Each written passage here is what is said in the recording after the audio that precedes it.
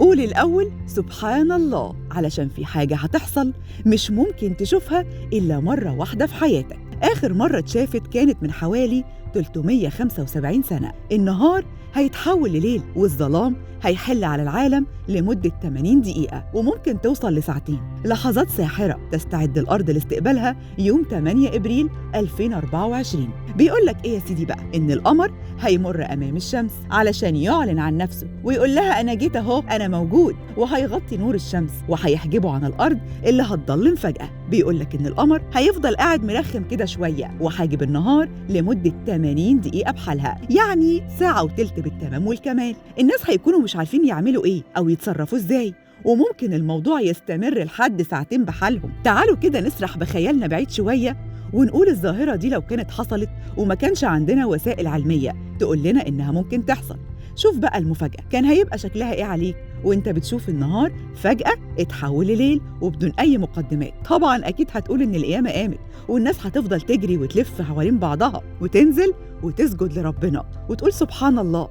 أصل الحكاية دي حصلت أيام الرسول والناس بقت تجري ومش عارفة تعمل إيه، وسيدنا النبي عليه الصلاة والسلام نفسه افتكر إن القيامة هتقوم فجرى على المسجد وأذن في الناس والكل اتجمع في المسجد وفضلوا يسجدوا ويصلوا لحد الشمس ما بدأت تظهر تاني. يعني علميا كده الشمس هتدخل في حالة كسوف كلي. وحكاية كسوف الشمس وخسوف القمر دي احنا شفناها أكتر من مرة، لكن كان كسوف جزئي.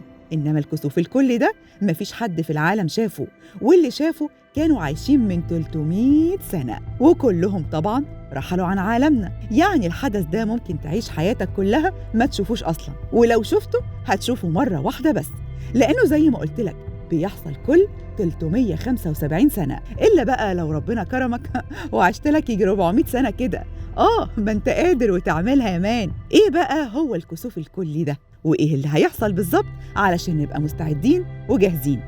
الإخوة العلماء بتوع وكالة ناسا وصفوا لنا الحكاية. وكالة ناسا بتقولك إننا المرة دي هنشوف الكسوف بدون أي وسائل تكنولوجية، يعني مش محتاجين مناظير ولا نظارات، خاصة إنه هيتسبب في حالة من الظلام خلال فترة النهار وهيحول النهار لليل في أي مكان على طول مسار الكسوف، وهيستمر الفترة ممكن توصل لأكتر من ساعتين، لكنه هيبدأ في الانقشاع تدريجياً. ناس كمان بتقولك إن الحدث الجلل ده هيحصل يوم 8 إبريل وهيبدأ بكسوف جزئي للشمس، وهيتهيأ لك كده إن القمر أخد قطمة صغيرة كده من الشمس ويبدأ بشكل تدريجي في التهامها وإخفاء سطحها. يعني كل شوية القمر هياخد قطمة من الشمس لغاية ما يخلصها لحد ما يوصل للكسوف الكامل للشمس وهتختفي تماماً. وحكاية القطمة والأكل دي مجرد تشبيه لحضرتك علشان تقدر تستوعب الحكاية، لكن اللي هيحصل إن القمر هيجي قدام الشمس حتة حتة لغاية ما يغطيها تماماً ويحجبها عننا. وخلال فترة الكسوف الكلي هتصبح السماء مظلمة وكأننا في الليل مش في عز النهار، وطبعاً درجة الحرارة هتنخفض بشكل ملحوظ وستظهر فجأة خيوط بيضاء من الضوء على الغلاف الجوي الخارجي للشمس. وبعد انتهاء مرحلة الكسوف الكلي على خير إن شاء الله هتلاقي الشمس تظهر تاني ببطء حتة حتة من وراء القمر، يعني هتظهر على استحياء من وراء القمر، وعلشان كده بيسموه كسوف الشمس. وهتستمر في الظهور لحد ما تكتمل تماماً وترجع ملعلعة تاني زي عادتها. بس برضو لازم تاخد بالك وما تبصش للشمس بشكل مباشر وهي بترجع، لازم تكون لابس نظارة شمس على الأقل. طبعاً وكالة ناسا عاملة معدات مخصوصة للناس تلبسها علشان تراقب كسوف الشمس، لكن احنا مش هنشتريها طبعاً ونرميها يعني علشان ساعتين ويعدوا ومش هيرجعوا غير بعد 300 سنة بحالهم.